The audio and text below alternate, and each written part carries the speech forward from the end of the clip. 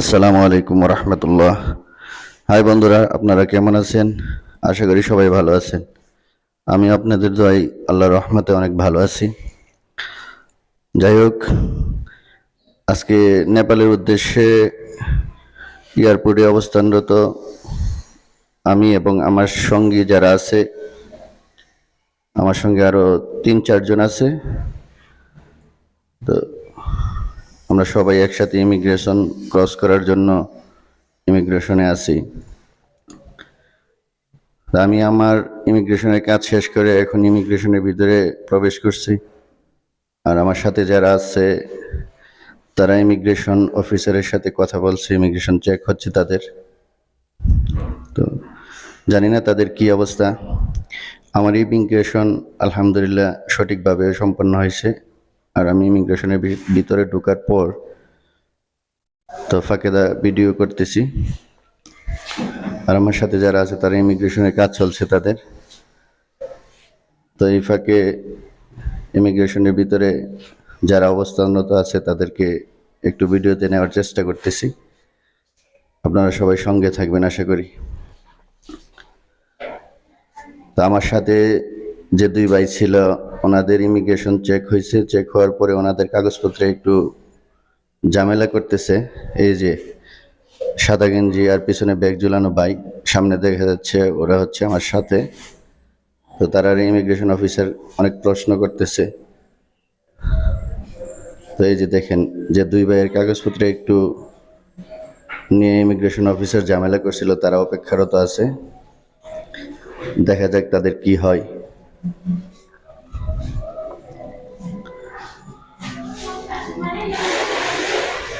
তো তারা তাদের কাগজপত্র নিয়ে, তারা নতুন আর কি, প্রথমেই জার্নি তাদের।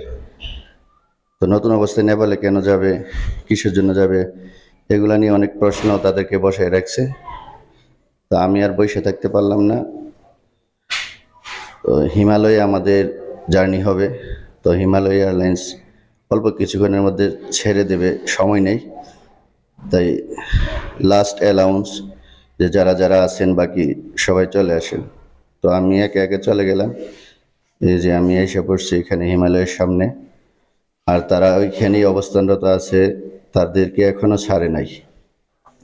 তো যাই হোক, আমি আসার পরে এখানে সবাই নিচে নামার পর প্লেনের সামনে যার যার মতো ভিডিও করতেছে।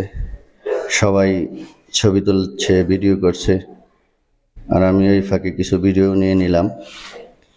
তো যাই হোক, এরই মধ্যে বিমানে যারা আছে তারা লাস্ট অ্যালাউন্স বিমানে প্রবেশ করার জন্য।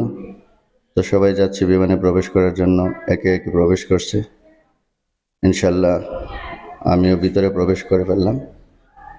তো ভিতরে প্রবেশ করার পরে সবাই যার যার সিটে বসছে, আমি আমার সিট নিয়ে নিলাম। আর এরই মাঝে বিমানবালা লাস্ট অ্যালাউন্স যে সবাই যার যার সিট গ্রহণ করুন, এখনই বিমান ফ্লাই করবে। লাস্ট অ্যালাউন্সের ফলে ফাইনালি সবাই যার যার সিটে বসে পড়লো। এই যে বিমানের ভিতরে দেখেন কি অবস্থা, সবাই যার যার সিটে বসে পড়ছে। আর বিমানবালারা যা যা কাজ ছিল ওইগুলা সম্পন্ন করতেছে। মালামাল রাখার যে ডেস্কগুলা ওইগুলা সব লক করে দিছে, এখনই বিমান ফ্লাই করবে। যাই হোক, বিমান ফ্লাই করে ফেলছে। তো বিমান ফ্লাই করার পরে যাত্রাটা খুব বেশি না, 1 ঘন্টা সময়। নেপাল থেকে বাংলাদেশ থেকে নেপালে 1 ঘন্টা জার্নি। তো 1 ঘন্টা জার্নির মধ্যে তারা যে নাস্তার ব্যবস্থা করছে বিমানে, হালকা পাতলা নাস্তা, 1/2 লিটারের একটা পানি, একটা জুস, আর একটা বাদামের প্যাকেট। এই যে বাদামের প্যাকেট, আর একটা বিস্কিটের প্যাকেট। এটা হচ্ছে বিস্কিট। তো একজন মানুষের জন্য যতটুকু লাগে অতটুকুই, খুব ভালো না। আর 1 ঘন্টা জার্নি কি বা দিবে, হালকা পাতলা নাস্তার ব্যবস্থা করেছে। তো ওইগুলা দিয়ে নাস্তা সম্পন্ন যার যার মতো